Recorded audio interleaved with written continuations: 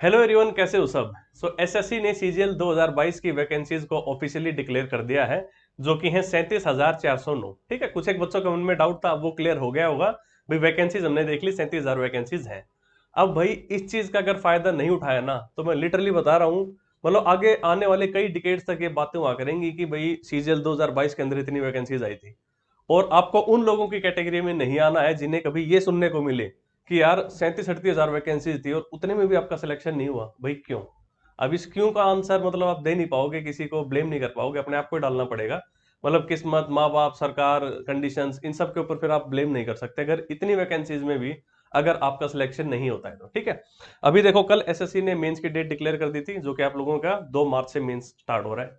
आज vacancy declare कर दी है, तो अच्छी खासी पॉसिबिलिटी है कि आज या फिर कल के अंदर ही डेफिनेटली एसएससी सीजीएल 2022 टीयर 1 का रिजल्ट भी जो है डिक्लेयर कर देगी। ठीक है, इन वैकेंसीज की भी बात करें तो हमें पता है कि भी सबसे ज्यादा जो वैकेंसीज हैं ये आपके पोस्टल डिपार्टमेंट के अंदर है, जो कि है 19,676। ठीक है, 676, 19,676 वैकेंसीज सिर्फ पोस्टल डिपार्टमेंट में है आपकी। और अगर आप इनकम टैक्स डिपार्टमेंट में अगर मैं टीए की बात करूं तो यहाँ पे भी अच्छी वैकेंसीज हैं, 3,000 से ज्यादा थी भाई। ये रही यहाँ पे 3,110 जो है टीए भरे जाएंगे इनकम टैक्स डिपार्टमेंट के अंदर, और 471 जो है सीबीआईसी के अंदर है। ठीक है, और एक जो अलग चीज एसएससी ने जो पहली बार यहाँ पे की है वो है एग्जीक्यूटिव असिस्टेंट की पोस्ट को इंक्लूड करना। और एग्जीक्यूटिव असिस्टेंट की भी जो है यहाँ पे आपको वैकेंसीज इस बार पहली बार देखने को मिली है, जो कि है टोटल 222। जनरल कैटेगरी की बात करूं तो 101। ठीक है, एग्जीक्यूटिव असिस्टेंट आप ये मान लो कि जीएसटी डिपार्टमेंट के अंदर इंस्पेक्टर से पहले वाली पोस्ट जो है दैट इज एग्जीक्यूटिव असिस्टेंट। तो यहाँ पे भी एक मतलब बड़ा अच्छा एज मिल जाएगा उन बच्चों को जो ये सोचते थे कि भाई कहीं साउथ में इंस्पेक्टर लगने से बढ़िया है कि नॉर्थ में अपन इंस्पेक्टर से कोई एक छोटी पोस्ट लग जाए।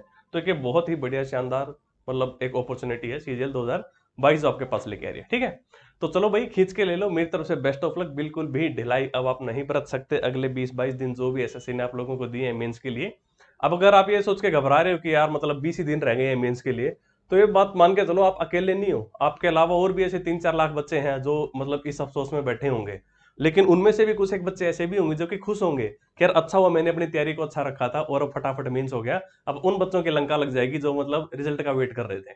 और ये बात मैं काफी टाइम पहले से कहते हुए चल रहा था कि रिजल्ट का इंतजार नहीं करना। अगर आप 110 के आसपास स्कोर कर रहे हो जनरल कैटेगरी से, तो भयंकर तरीके से मेंस के लिए जुट जाओ। ठीक है, और अभी जैसा पता चल रहा है अपने को कि भाई मतलब कई मल्टीपल शिफ्ट्स में होगा अभी जो मेंस का पेपर है, तो यहाँ पे अच्छे खासे चांसेस हैं कि भाई कट ऑफ काफी लो जाएगी, क्योंकि बहुत ज्यादा बच्चों को जो है एसएससी मेंस में बिठाने वाली है। ठीक है, तो बस अपनी मेंस की प्रैक्टिस को जो है मतलब कंटिन्यू रखो, नई चीजों के ऊपर जाने की जरूरत नहीं है। पुरानी चीजों को बार बार रिवाइज करो और ज्यादा से ज्यादा मॉक्स लगाओ।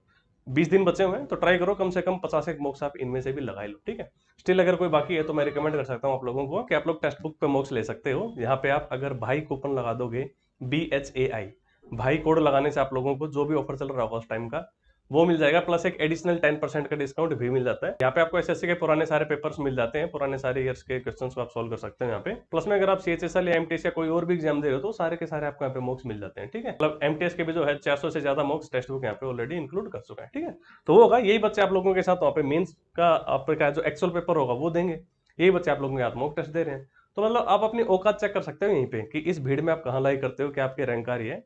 प्लस हर एक मॉक से कुछ ना कुछ सीखते हुए निकलो, तभी मॉक टेस्ट देने का फायदा होता है। अदरवाइज तो मतलब कोई फायदा है नहीं, अगर आप ऐसे देख के छोड़ दोगे, एनालिसिस नहीं कर रहे हो, सीख नहीं रहे हो, ग्रो नहीं कर रहे हो, तो फिर कोई फायदा नहीं है। ठीक है, और सीएचएसएल का भी जैसे आप लोगों को पता है कि भाई अभी सीजीएल का मेंस होते ही सीएचएसएल के प्री स्टार्ट हो जाएंगे। तो भाई इन लोगों के लिए भी जो है मतलब अभी कंपटीशन काफी टफ रहने वाला है, क्योंकि सारे बच्चे जो मेंस की तैयारी में अभी लगे हुए हैं या जिनकी अच्छी तैयारी हो रखी है मेंस की, इनमें से बहुत सारे ऐसे बच्चे होंगे जिन्होंने सीएचएसएल का भी फॉर्म भर रखा हुआ। क्योंकि मतलब लोग ऐसा करते हैं क्योंकि भाई अपनी जॉब कैसे भी करके सिक्योर हो जाए, कि मतलब सीजीएल नहीं तो एक बार सीएचएसएल में सिलेक्शन हो जाए। और यहाँ पे वैकेंसीज भी काफी कम होंगी सीएचएसएल में अगर आप सीजीएल से कंपेयर करो। तो मान के चलो यहाँ पे एक अच्छा खासा बहुत बढ़िया लॉट जो है मतलब हो सकता है यहाँ पे सीएचएसएल का पेपर दे रहा हो। सो वो बच्चे जो सीएचएसएल जिंदगी में पहली बार दे रहे हैं और जिन्होंने सीजीएल कभी नहीं दिया है, तो आप ये मान के चलो आपका मुकाबला उन बच्चों के साथ होगा जो ऑलरेडी सीजीएल दे के बैठे होंगे, सीजीएल जिनका सीजीएल में अच्छा स्कोर आ रहा होगा।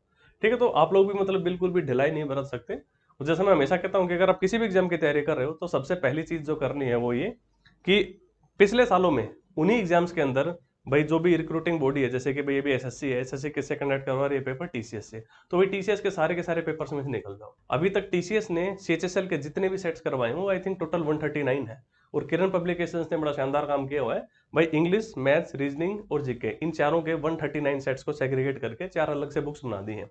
तो आप मान के चलो अगर आप ये 139 सेट्स निकाल लेते हो अपने हर एक पेपर के, तो जो आप एक्चुअल में अपना पेपर दोगे, जो आपका 140 जो सेट होगा, जो आपका एक्चुअल में एग्जाम में आने वाला है, वो इन्हीं से मिलता जुलता, इन्हीं के लेवल के आसपास, और जितना आप स्कोर यहाँ पे कर रहे होगे लगभग उतना स्कोर आप वहां पे कर पाओगे। ऑफ कोर्स कुछ एक चीजें होती हैं जो मतलब एग्जाम के अंदर अपने को कुछ एक सिली मिस्टेक्स करवा देती हैं, बट स्टिल वो सिली मिस्टेक्स कम तभी होंगी जब आप जितनी प्रैक्टिस यहाँ पे ऑलरेडी घर पे करके जाओगे। अगर ये 139 सेट्स अगर आप घर पे ही पहले से सॉल्व कर लेते हो, बार बार इनका रिवीजन कर लेते हो, कुछ नया यहाँ से सीख के जाते हो, तो बड़े अच्छे चांसेस हैं कि भाई आप एग्जाम के अंदर बेटर परफॉर्म करोगे। इसलिए थोड़ी इंपॉर्टेंट हो जाती है बुक्स, ठीक है। तो चलो यार, मतलब बेस्ट ऑफ लक है मेरी तरफ से। एक बार कैसे भी करके मैं कह रहा हूँ गवर्नमेंट डिपार्टमेंट के अंदर आ जाओ। इन वाली जो वैकेंसीज हैं इनके लिए मैं खुद एग्री करता हूँ कि भाई जो अच्छी पोस्ट है, अच्छी पोस्ट का इन द सेंस जैसे कि जब हम सीजीएल का फॉर्म भरते हैं तो जो हमारा सपना होता है कि भाई मैं इंस्पेक्टर बनूंगा, है ना, या मतलब किसी एएसओ बन के किसी मिनिस्ट्री में बैठूंगा, उन पोस्ट की मैं बात करूं तो मैं खुद मान रहा हूं कि हाँ कम है। वैसे दिखने में 37-38 हजार वैकेंसीज हैं, बट मैक्सिमम जो वैकेंसीज हैं इनमें वो 27 साल से कम वाली हैं। मतलब जिनके लिए एसएससी ये बोलती है कि भाई आप 27 साल से ऊपर के होने के बाद जनरल कैटेगरी से जिन इनके फॉर्म्स नहीं भर सकते, तो ये वैकेंसीज उन बच्चों के लिए काफी अच्छी हैं जिनके पास कोई गवर्नमेंट जॉब नहीं है और उन्हें एक बार कैसे भी करके एक सरकारी नौकरी चाहिए अपने आप को एक बार मतलब स्टेबल करने के लिए लाइफ में। तो उन लोगों के लिए तो बहुत अच्छी अपॉर्चुनिटी है। अदरवाइज जो वैकेंसीज है वो सारी की सारी लगभग वैसी हैं, चाहे एक्साइज इंस्पेक्टर की देख लो, चाहे इनकम टैक्स इंस्पेक्टर की देख लो, चाहे सीएसएस में देख लो, सारी की सारी वैकेंसीज वैसी हैं जैसी एसएससी हर साल देती थी। तो बस इस बार जो चीजें चेंज हुई हैं वो उसी वजह से हुई हैं। आपको पता है लगभग 20,000 वैकेंसीज आपको सिर्फ पोस्टल डिपार्टमेंट में देखने को मिल रही है, जो कि पहले सीएचएसएल के थ्रू रिक्रूट होते थे, इस बार सीजीएल के थ्रू हो रहे हैं, ठीक है। तो बस एक ये थोड़ा सा चेंज आ गया, बट स्टिल देखो जैसा मतलब मैं मानता हूँ कि जो भीड़ है जो एसएससी के फॉर्म भरती है उनमें से मैक्सिमम लोग बेरोजगार ही बैठे हैं, तो उन लोगों के लिए की अच्छी अपॉर्चुनिटी है।